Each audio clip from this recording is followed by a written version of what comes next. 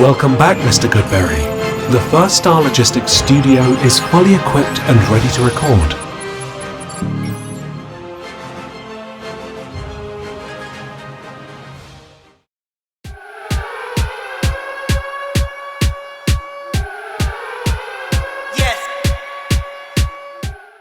Welcome back to Bengals on the Brain, presented by First Star Logistics. I'm your host, Joe Goodberry, and we are continuing our top 100 greatest Bengals of all time. And this is going to put us up to number 20 when we're done with this. This is our last 8-player episode. From here, we go to 5 players, 4 parts to end the top 20.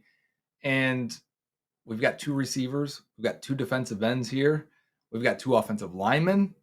They're going to take the bulk of these 8. And I think some of these guys, you're going to be like, number one here is shocking to me. And we'll talk about that maybe on Twitter. Leave this for like good vibes on this player.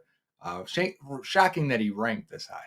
And then I think there's going to be a couple that people are going to go, wow, I expected him to be higher, which will be interesting. I think it'll give us a lot of discussion as we go forward in this process. But we left 29 was Justin Smith on Tuesday's episode. Today's episode, we are going to continue with number 28, nose tackle, Domata Peko. Domata Peko, Michigan State. This is the toughest defense to score on in the league. Nose tackle isn't a glamorous position. It's thankless. You're asked to hold the point of attack against double teams. You're getting chewed up and spit out for the glory of the linebacker to run free and make the tackle. The teammates notice you. The teammates may thank you, but the outside fan will go many games without noticing you. And that's what Domata Peko did for 11 seasons in Cincinnati. Drafted in the 4th round in 2006 out of Michigan State, 123rd overall, Peko would back up veteran Sam Adams for that 2006 season. Peko with that tackle. Well, you know, Jim, I want to tell you, this is why the Bengals are so good in this part of the field, because they don't have to trick it up. They can keep everybody in coverage. It's a shorter field to cover, and you got defensive linemen who can get to the quarterback.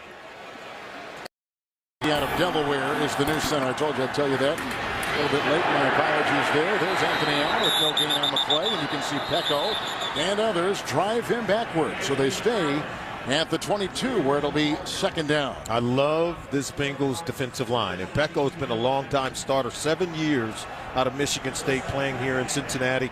You know, he's sharing time with Geno Atkins. He's one of the starters, but an 8-man rotation for the Cincinnati Bengals defensive line. I think they're one of the most talented defensive lines in all the National Football League. A team captain and leader, you'll often see Peko communicating, getting guys lined up, and even wearing a wrist sleeve with calls and adjustments for the defense. So Manning will start from his own 20. And Cincinnati being heard. In Peko's 11 years in Cincinnati, he would appear in 171 games, starting 156. He'd play 15 years total in the NFL, which is an eternity for a nose tackle. Running back. Flacco from the gun gives it to Rice, who was only able to squeeze out a yard to the 20. Peko on the tackle. They double team Peko that time, and that's the guy you worry about in the run game for the Cincinnati defense. Domata Peko, hard to get him out of there, and it hurts the quarterback. They did get the first down to Smith, and now they run it with Pierce. And that's no gain. For the Bengals, he'd record 517 tackles, 18.5 sacks, 3 forced fumbles, 4 fumble recoveries, 12 batted passes, and would appear in the 2009 playoffs, 2011, 12, 13, 14, and 15 in Cincinnati. We've already seen 1 member, and we're going to see 4 from this defensive front make this top 100 list, and we're in the top 30 now. Michael Johnson being the lowest of the 4, Domata Peko being here. But you got to think, if the other 2, Carlos Dunlap and Geno Atkins, rank that highly, and your nose tackle is going through the motions and not being seen, not being thanked, not being thought of as much, he must be doing his job, because those other guys were able to have career years, Pro Bowl years, All-Pro years consecutively, especially for the top 2. You need a nose tackle in order to free those guys up. Domata Peko did that. And shout out to Robert Geathers as well. I see him out here making some plays. He was the other guy of the list. And Wallace Gilberry. He didn't make the list, but good player. And probably fitting that I'm using the nose tackle's time to talk about other players that made plays. You got to watch this collision right here. Domata Peko, watch him right there. Oh, my goodness. On Troy Polamalu. Let's take a look at it. Real speed. Oh, I mean, Domata, oh, my God. That's big time. Wow. Who they say gonna beat them Bengals? Who they say gonna beat them Bengals? No! Domata Peko checks in at number 27 for being a key member on some very, very good teams spanning from 2006, obviously, to 2016. So all those playoff teams, 5 straight years, very good defenses through that time as well, and a lot of players that are going to benefit from his role being a nose tackle. And not making this list any easier to pronounce their names, that is, number 27 is somebody I met in person who was awesome, and that only helps his ranking here. I moved him up one spot. No, I didn't at all. Number 27 is the best number 2 wide receiver in Bengals history, TJ Houshmandzadeh. Middle of the field, complete. Yeah. TJ Houshmandzadeh, touchdown.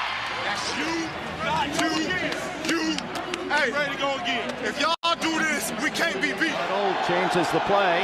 Here they come. Into the end zone, touchdown. He goes to Houshmandzadeh. The other receiver during the Bengals' high-flying 2005 era offense, TJ Houshmandzadeh, was a 7th round pick, 204 overall, 2001 NFL draft out of Oregon State. He was a college teammate with Chad Johnson as well. As a late round pick, it took Houshmandzadeh a little bit to get going, starting just 6 games in his first 3 years in the league. But in 2004, he eventually became a starter for the Bengals, playing in 16 games, starting 13, seeing 108 targets, catching 73 for 978 yards and 4 touchdowns, a breakout campaign. From 2004 to 2008, Houshmandzadeh would record at least 900 yards receiving every year.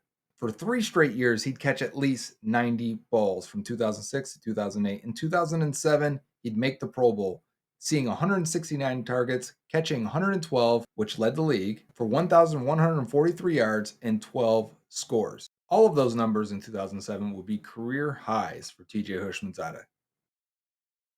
Houshmandzadeh touchdown.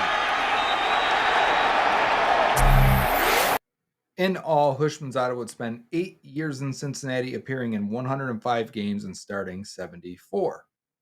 He would see 772 targets, catch 507 passes for 5,782 yards and 37 touchdowns. 22 yards. Chad now has 147 on the day. And that's Houshmandzadeh, a touchdown, and there'll be no doubt about that. TJ Houshmandzadeh was the best slot receiver in Bengals history, with Chad Johnson and Chris Henry on the outside. Those guys were winning deep. You needed someone for Carson Palmer on 3rd downs, over the middle, with great hands, with intelligence to match, to know when to break down and sit down in zone coverages. And Houshmandzadeh was that, and he was great at it. Field still early stages, 4th quarter. Rush is coming. Palmer unloads and complete. TJ Houshmandzadeh. Palmer, 22 of 26, 238 yards, a touchdown and an interception. 1st and 10 from the 28. It's Houshmandzadeh getting an opportunity in the open field. And spun down just shy of the 10. Double tight end set on a 1st and 10 from the 32 for Cincinnati. Play action. Palmer, rush coming. Palmer throws over the middle to TJ Houshmandzadeh. Can tee off on you, jump your routes, and come away with sacks and interceptions. After the Baltimore timeout, play action, rush coming. Palmer throws and finds a seam in stride. TJ Houshmandzadeh. Carson Palmer has stood toe-to-toe with this Baltimore defense. Watching flinch for a little bit, you see Houshmandzadeh putting the move in the slot on Gary Baxter. That's why he comes open. Now a 1st and goal from the 9 for the Bengals, trailing by 6. Johnson in the backfield. Palmer, pump fake. Palmer throwing the other way. Curling in. Houshmandzadeh. Touchdown, Cincinnati.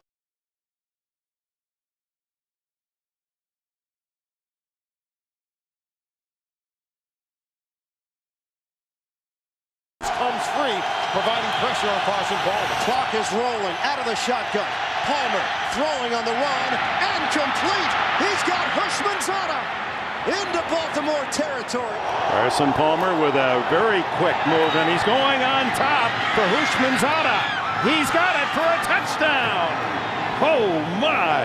Ricardo Coakley on the coverage, and Houshmandzadeh, who compliments Chad Johnson. They were teammates at Oregon State. What I tell you before the game? Houshmandzadeh's 5,782 receiving yards ranks 9th all-time on the Bengals list now. His 37 touchdowns rank 6th.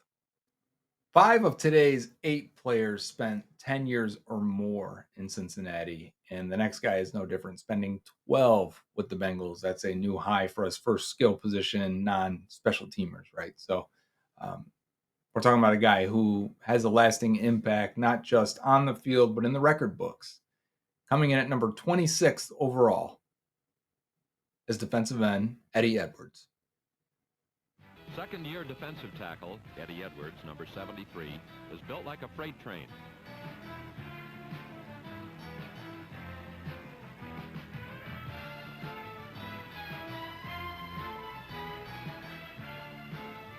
And he has the speed to match.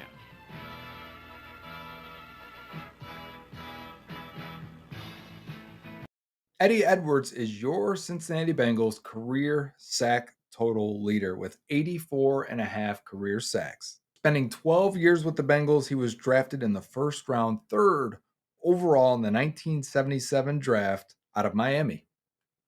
Edwards would play and start very early in his career, 12 starts in 1977, matching 12 starts in 10 of his 12 seasons. He was also on the roster in 81 and 88, both Super Bowl years. Not too many of our guys can say that. But like many Bengals, Edwards remained overlooked, never making a Pro Bowl or an All-Pro in his career. Despite having 2 really good seasons, in 1980 he had 12 sacks in 16 games, and in 1983 he had 13 sacks. In 81 he would have 10, in 84 he'd have 9, never with less than 4 sacks in a season. He'd also recover 17 fumbles in his 12-year career. In all, Eddie Edwards would appear in 170 games, starting 158, and you can add on 6 more playoff games in his career, 81, 82, and 88. Listed at 6'5" and 256 pounds. Although they were only rookies in '77, it was tough to fool number 73, Eddie Edwards. I think that's important to know that there is that care being taken by the doctor. Strike off, play action, he's in trouble. Down he goes, Eddie Edwards made the tackle. You can see the length in Eddie Edwards. You can also see what kind of athlete he is to be drafted 3rd overall. But the power to play defensive tackle and defensive end in the Bengals 3-4 scheme, but versatility and athletic enough to kick out and be an actual defensive end later when they went to more 4-man fronts. Eddie Edwards was unique and very good for a long time. The next player on our list only spent 6 years in the NFL, 6 years with the Bengals, which is the least of any one of our top 36. Only one comparable is Mike Reed. And other than that, everyone's typically 7 years and above. So 6 years for our next player. But what he did in those 6 years, I mean, the pace he was on, he would have been a top 10 to 12 player in franchise history. So he left to become a doctor. And if you know who that is, it's safety, Tommy Casanova, at number 25. When Tommy Casanova was still available in the 2nd round of the draft, the Bengals had a steal. He tied for team leadership and interceptions and had a knack of being in the right place at the right time.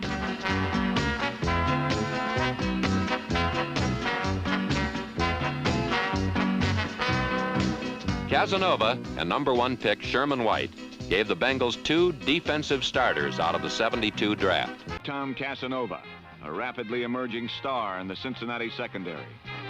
When the silver and black blitzkrieg went on an early bombing run, Cincinnati's Tom Casanova shot it down, and Raider errors such as this one allowed the Bengals an early 7-0 lead.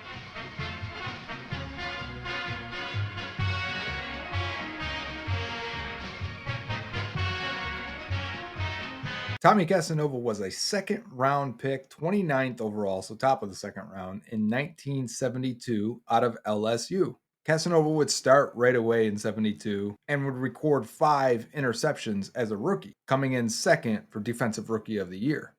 Casanova would only play from 1972 to 1977, 6 years in total, but would have 3 Pro Bowls and 1 first-team All-Pro. In those 6 years, he would play 71 games, starting 65, and record 17 interceptions. Casanova was on the 73 and 75 playoff teams, recording an interception in the playoff game in 1973 against the great Miami Dolphins team. Tampa Bay's so-called offense has scored only 1 touchdown all year. Last Sunday, the Cincinnati Bengals feasted on the bumbling Bucks, shutting them out 21-0. Recording 3 defensive touchdowns in his career, Tommy Casanova was a natural with the ball in his hands. So, of course, he was also a return man, averaging 8.6 yards per return for his career. As a rookie, it was 9.6, and in 1974, he averaged 11 yards per punt return.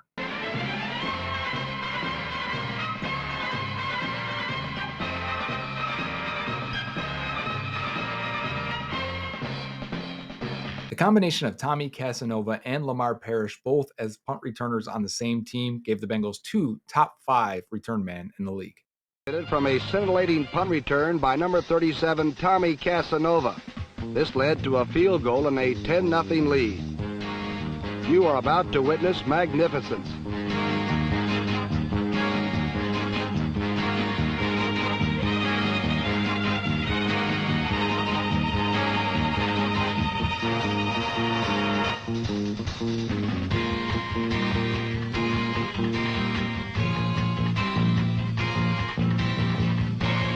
Randy Johnson had one last shot at a victory, but his pass intended for Bob Tucker was cut off by Tom Casanova, and the Giants' playoff hopes were dashed 13-10.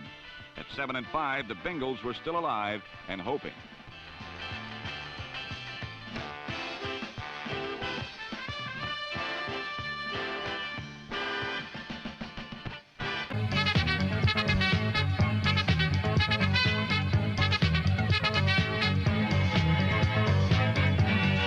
Three times Casanova Only 10 scored. Bengals in history have had more than 3 Pro Bowls with the team.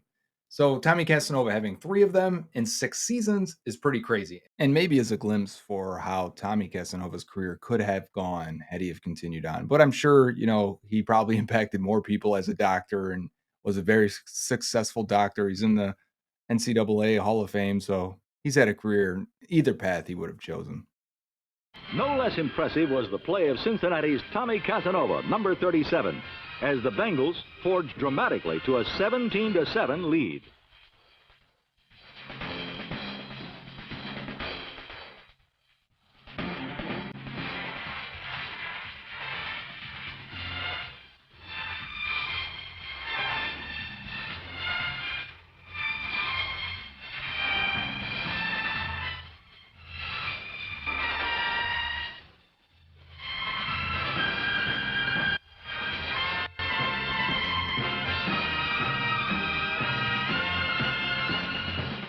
The next player on our top 100 greatest Bengals of all time list is another receiver. We've got a ton of them here in the top 30 or so.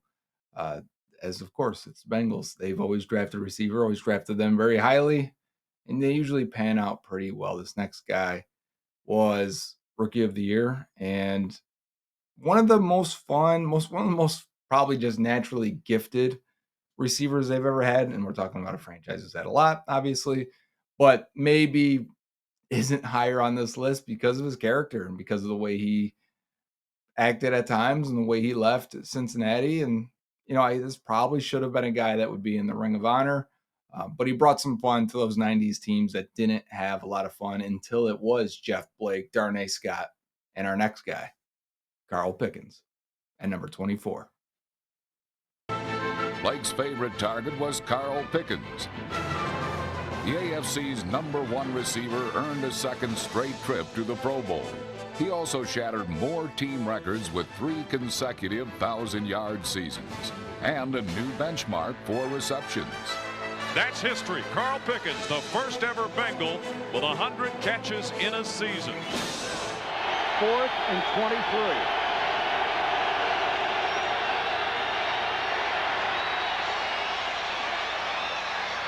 Caught it! Pickens, touchdown! Holy cow!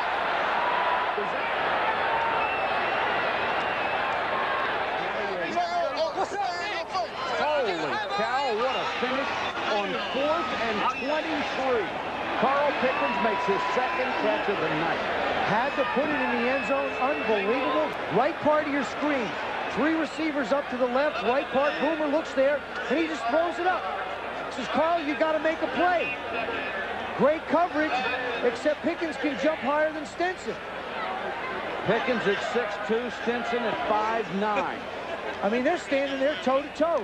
He gets a good jump on it, makes a great play on the ball. Carl Pickens was a second-round pick in the 1992 draft, 31st overall out of Tennessee.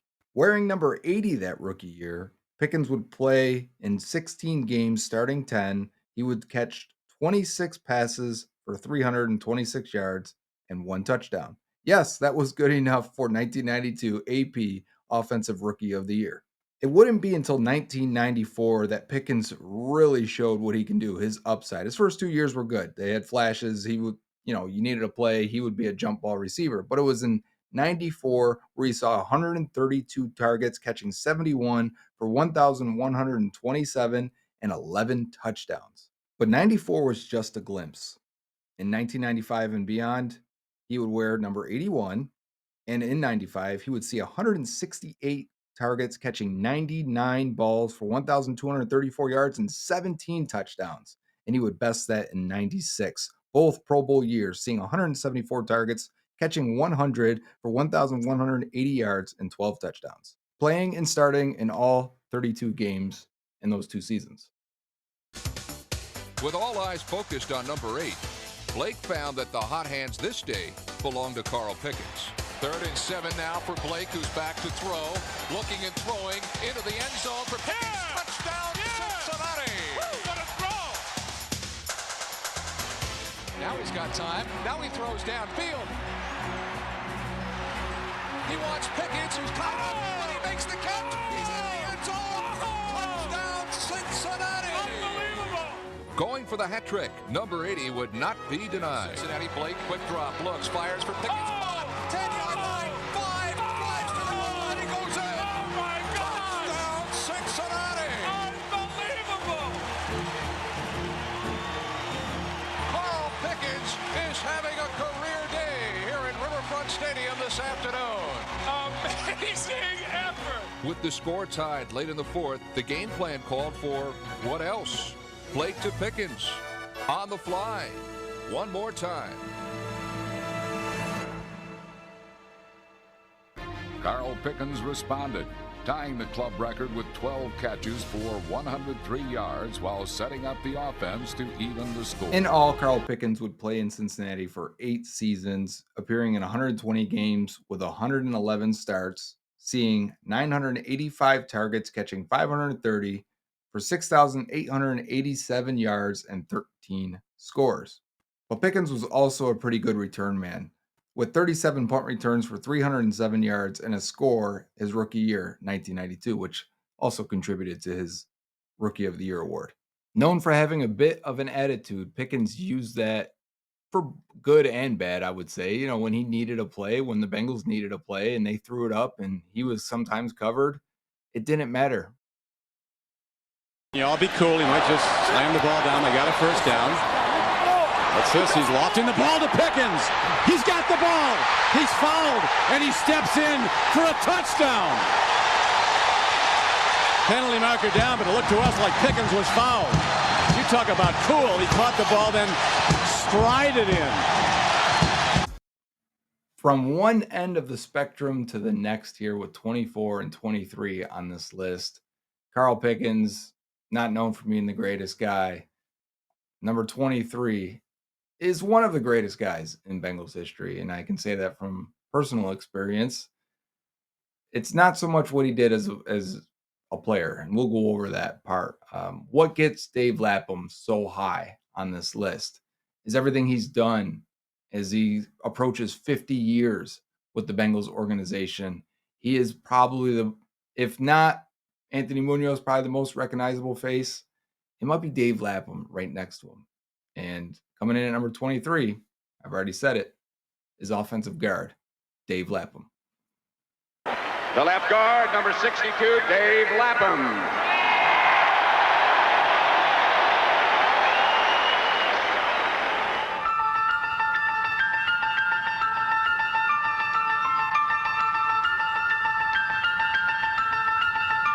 The former third-round pick in the 1974 draft out of Syracuse, Dave Lapham would play for the Cincinnati Bengals for 10 seasons and play with a lot of these offensive linemen we've already gone over in this top 100 series. And I called him a guard when introducing him, but Lapp would play every single position on the Bengals offensive line and be their 1980 Man of the Year. Their biggest contribution to the total team goal came when each supplied their muscle to secure a complementary ground game. Right there, number 62, Dave Lapham pulling from his guard position. And that was what jumped out for me when watching him on tape, how athletic he was. We knew how he was in great shape. He was a gym rat. He loved to work out. It's what he knew. It's what he did. And he looked like he was in the best shape of anyone on the team. Offense, which rolled up well over 400 yards, and the Cincinnati Express appeared to be back on the track.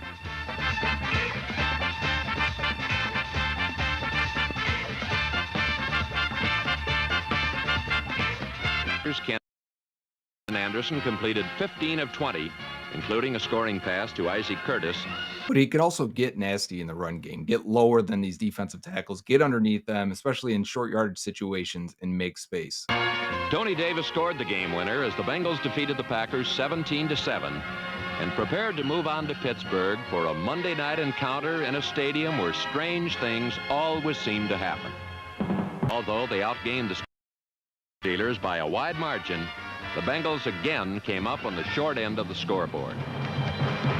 The game's leading rusher was Pete Johnson, who powered his way to the game's biggest touchdown.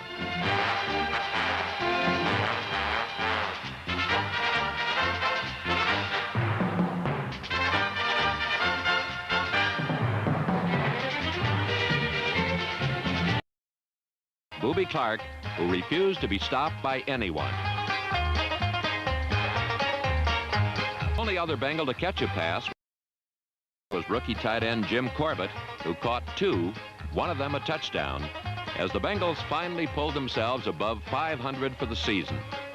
Dave Lapham seemed well liked by his teammates, always celebrating, bringing energy. One of the guys that's there to high five and jump on his teammates and be part of the gang and keep the energy going. And it makes sense because he's a high energy guy in the booth as an announcer as well. In Lapp's 10 years with the Bengals, he would appear in 140 games starting 105. But you could also include 5 playoff game appearances, 1 in 75, 3 in 81, and 1 in 82. Action. Anderson going for the bomb, and that's McAnally. All the way to the 6-yard line. First and goal for Cincinnati. Lambert. Cole will remain as linebacker. Stanley Wilson joins Charles Alexander as a setback for Cincinnati. Alexander, hole over the left side, and this time he gets the first down.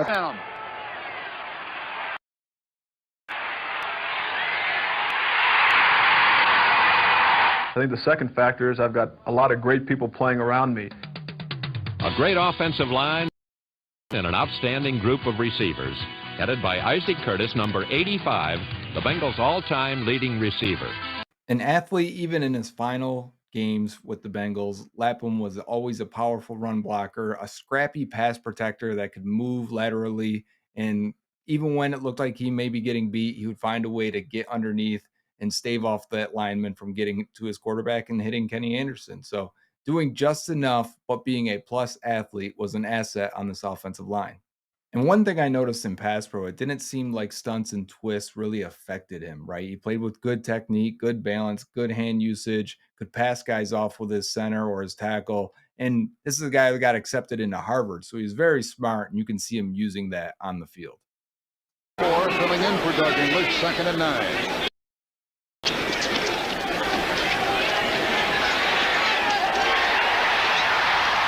went out of bounds at the 20 under the tailback. Following Johnson, a good block and a big hole. First down.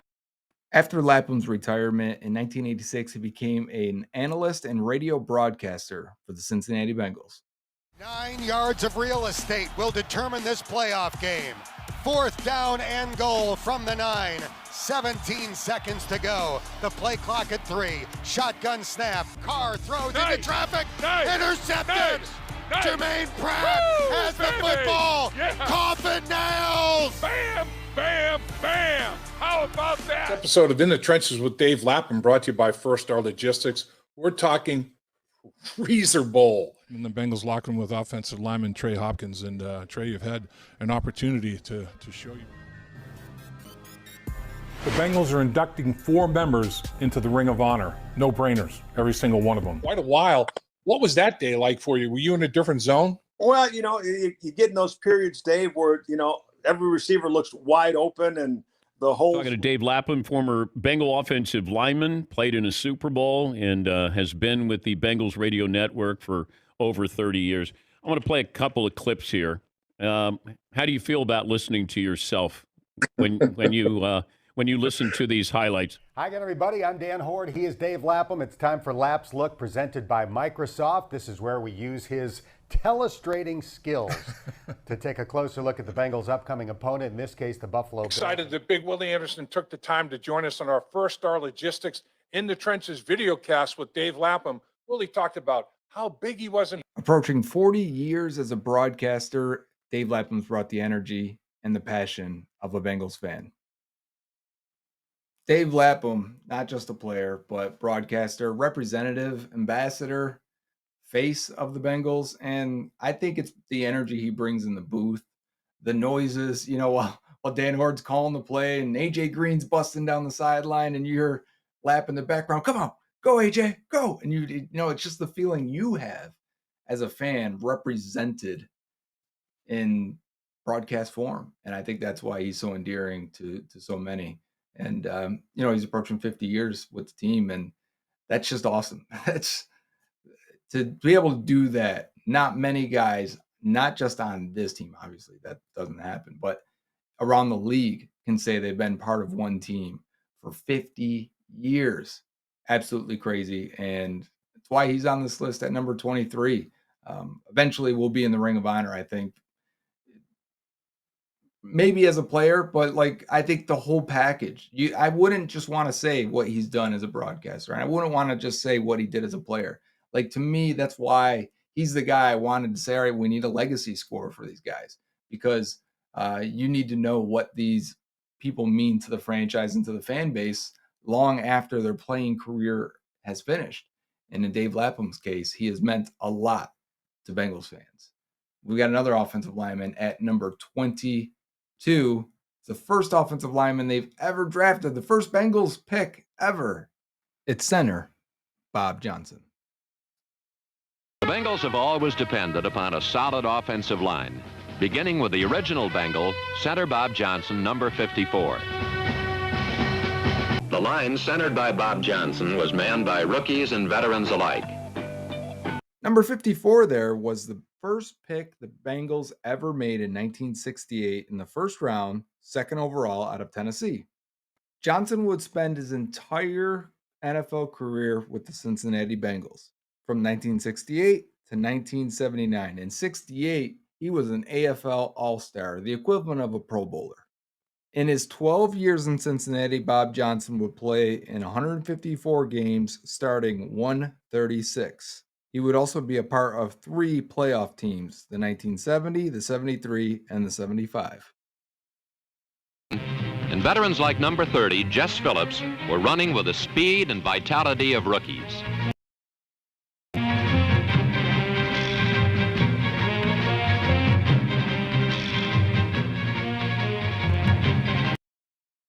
Another mainstay in the Bengals' history has been Paul Robinson, number 18.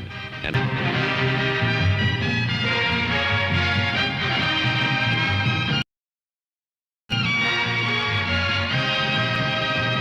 Johnson's score put the Bengals on top, 24-13. Ken Anderson displayed the poise of an all-pro despite a painful bruised hip. While the Bengals pinned their hopes on a raw 22-year-old rookie, injuries had particularly ravaged the quarterback position, along with Captain Bob Johnson, Guy Dennis, Howard Fest, Vernon Holland, Steve Lawson, Rufus Mays, and Ernie Wright. The offensive line left many opponents with big headaches. One of their finest offensive shows as they set 6 club records. Fred Willis continued his impressive running by slamming over for 2 touchdowns. Johnson is part of the Bengals' 50th anniversary team and the only number they have retired in Bengals history. They don't even have 78 retired. They have number 54 retired for Bob Johnson. Johnson was an equally impressive college athlete, a unanimous All-American, Jacobs Blocking Trophy, and 2-time first-team All-SEC. And in 1989, he was inducted into the College Football Hall of Fame. Johnson originally retired after the 1978 season, but the Bengals really needed a center after Blair Bush suffered a knee injury, and in 79 he returned as a long snapper for punts, field goals, and extra points. He also worked as a Bengals color analyst for the Bengals radio from 81 to 85. Cincinnati put 17 points on the board in the second quarter. It looked like an easy win.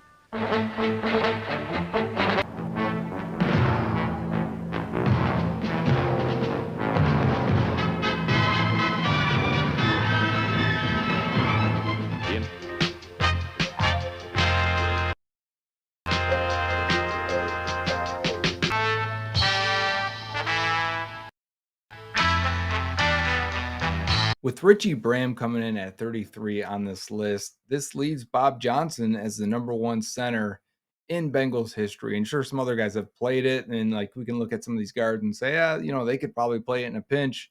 But the first pick for the Bengals also being the top center, I think that's very fitting. But next on the list at 21, to cut us off before we get to the top 20 Bengals of all time, which will be in the next episode, but maybe the best defensive end. We've had another recently with Eddie Edwards here, and is he the best defensive end in Bengals history, or is it more of an edge rush situation? We got one other player we'll have to see as an edge rusher. But the way this comes out, and if we look at just true defensive ends, I think it's going to be this guy. Number 21 on the 100 greatest Bengals of all time is defensive end Carlos Dunlap. Pass rushers, make sure everybody is fresh and ready to rush Peyton Manning and end this football game with their defense, and Carlos Dunlap is the man to do it. You have Thomas over here, the tight end, see if he nudges him on the way out. Nope, straight pass rush, and he got to him. A sack, back to the 15-yard line, right around Vasquez again. About time Dunlap turns his game on. If Cincinnati wants to be a great team, Dunlap has to carry him with his edge pass rush skills. Vasquez can't handle him in one-on-one situations. He needs some help. On the Bengals, defensive end Carlos Dunlap is the long arms of the law. Carlos is long, super long, man. He's a freak of nature, man. Carlos Dunlap, who's like 6'12". He's just that long, lanky defensive end. This one is blocked. Carlos Dunlap got another blocked field goal. Carlos Dunlap was the Bengals' second-round pick in 2010, 54th overall out of Florida. He would stay in Cincinnati for 11 years, playing in 155 games and making 115 starts. Dunlap would receive Pro Bowl honors for his play in 2015 and 2016. That pass from Brissett is batted and intercepted. It's Carlos Dunlap into the end zone for the pick six. Dunlap accumulated 472 total tackles in Cincinnati, 103 tackles for a loss, 227 quarterback hits, 82.5 sacks. What play, what awareness from Dunlap. That's kind of, he loves to bat down passes. Led the team in passes defense last year as a defensive lineman. He has that long 6'7" frame, gets his hand. Dunlap was third in the AFC with 13 and a half sacks in 2015. Big Ben takes the snap, short drop. Crushed by Carlos Dunlap. Such a great jump. The Steelers thought that he was offside. No shot, big play. Here comes the rush, and they've got him this time. Carlos Dunlap. Osweiler back to throw, forced off his spot, and sacked. Shotgun snap to Smith. Pocket closes and sacked. He'll be buried. Manziel up in the pocket. Now he's got to get out of there. He's going down. Carlos Dunlap. Carlos Dunlap would force 20 fumbles, recover 9 of them, score 3 total touchdowns, have 2 interceptions, but the craziest stat of all, he would bat and get his hands on 60 passes. 60. Because he was drafted in 2010, Carlos Dunlap was a part of 5 playoff teams from the Bengals, spanning from 2011 through 2015. At first glance, you would think Dunlap would just be a long and strong defensive end, but he had surprising quickness and agility as well. The veteran Carlos Dunlap in his 10th season out of Florida.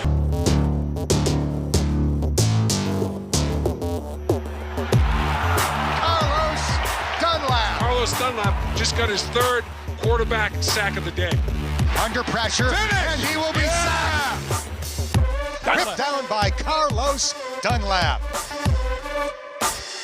Russell has it, drops straight back to pass. Looking now, sacked. He grabbed Russell Wilson right by the right shoulder pad and tugged His him to best the turf. season was 2015, when Dunlap played and started in all 16 games, recorded 13 and a half sacks with 55 tackles, 34 quarterback hits, and 3 forced fumbles. Geno Atkins and Carlos Dunlap spending their career together really was something to watch as they both fed off of each other. Pressure coming again, and down goes Brady. Carlos Dunlap. Down in 10 for San Fran. From the left hash, Gabbert throws it, and it is caught by Bolden. Drake Kirkpatrick went for the pick.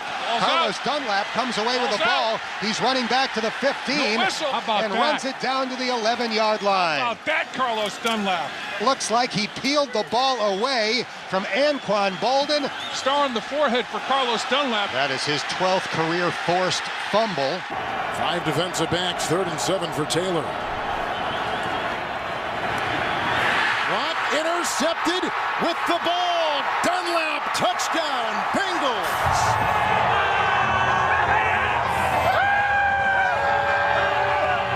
How is that for athletic? Carlos Dunlap, watching right here on the left side of your screen, bat up the ball. Not only does he get the pick, now watch the nifty footwork to avoid the tackle by Tyrod Taylor, then a touchdown. These defensive linemen for the Cincinnati Bengals, I believe, are difference makers. 6'6", 280, Carlos Dunlap. 6'7", 270, Michael Johnson. Geno Atkins. Got to be very careful against this group. Sky's the limit for him, and he just got to continue to work hard and continue to play with that edge. Carlos Dunlap, a.k.a. Employee 96.